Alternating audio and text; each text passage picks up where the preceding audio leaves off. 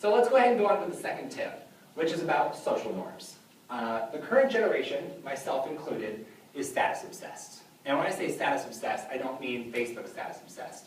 I mean, you all are obsessed with Facebook status, but this generation's obsession goes beyond just Facebook statuses. Our culture is built around achievement, production, and being exceptional. How many of you growing up had someone tell you that you were special? Right? So we've been programmed to constantly compare ourselves and attempt to outdo each other, especially within social relationships. So who can get reservations at the best restaurant? Who knows the promoter to the club? Who's dating the head cheerleader? Socializing becomes objectified, and it turns into a competition. And here's the downside. If you aren't winning, the implication is that you're not important and that no one will like you. So what do? How do we stay important? I went to a conference this summer, and one of the presenters summed up this generation really nicely for me. We want to be seen, we want to be watching, and most importantly, we need to be seen watching. And we do this all the time, right? How many people in the room have ever held up their cell phone like this, take a picture of themselves, and then uploaded it to Facebook or Instagram? See, it's not enough that we're having a good time anymore. If our friends can't see that we're having a good time and doing something awesome, then it doesn't count. We have to share it. These aren't personal, private moments anymore, even if they started out that way. People have to know our status, otherwise it doesn't count. Now, the other thing that I learned this summer is that there are 3 common questions that the typical college student asks themselves. And that is, where is everyone and what are they doing? How can I connect with people like me? And do you have any idea how awesome I am? And these are the first things that come to mind. Now, the answers for these questions that come to mind for the typical college student is drinking. Yes, drinking. You knew at some point we were going to be talking about drinking.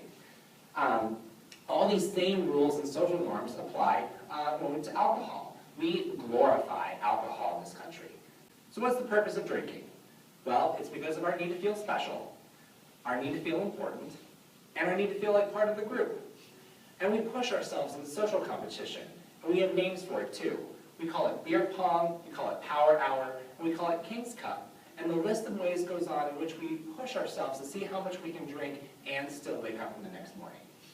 But I know not all of you drink, so I want to see what percentage of you do drink. So we're going to do a brief survey to see.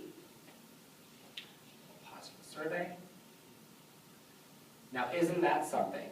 So many of you think that your peers are drinking, and yet so many of you personally don't plan on drinking. According to national statistics, it's actually about 20% of your peers who are doing all the drinking, and 60% of you who go along with it because you don't want to feel left out. And do you know why this generation thinks that? It's because you were raised in a culture of Paris Hilton and Lindsay Lohan, and now Snooki and the rest of the Jersey Shore that glorify alcohol and telling you that drinking is being part of this age group. But you all are smart people.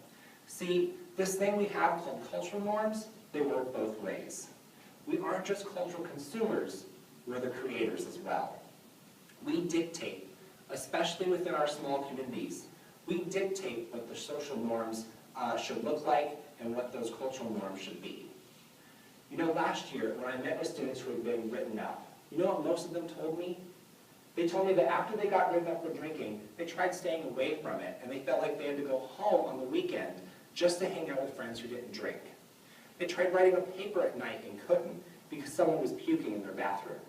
They tried sleeping at night before a big exam while the room across the hall was blasting music. And that's sad. That's awful that we allow drinking to jeopardize our educational goals. We can do better than that in Holmes Hall. We can do better. And to help you do better, we have a policy that's been in place for many years to help you all make better decisions, and I want to point it out. It's called RHR 1.8, and it reads, "No person shall fail to make an effort to discourage another person from violating a regulation or report a violation of which one has knowledge." What this means is, if you're in a room where people are breaking the rules, let's say drugs and alcohol, for example, even if you're not personally breaking the rules, you are still in violation of your housing contract by staying in that room with people who are. Now, I'm telling you all this because I want you all to be smarter. I want you to make smarter choices for your health and wellness. I want you to remember how few people stood up in this room who planned to drink this year, And remember that the majority of you don't plan on doing so and can be social without it if you choose to. Okay, let's move on to the next tip.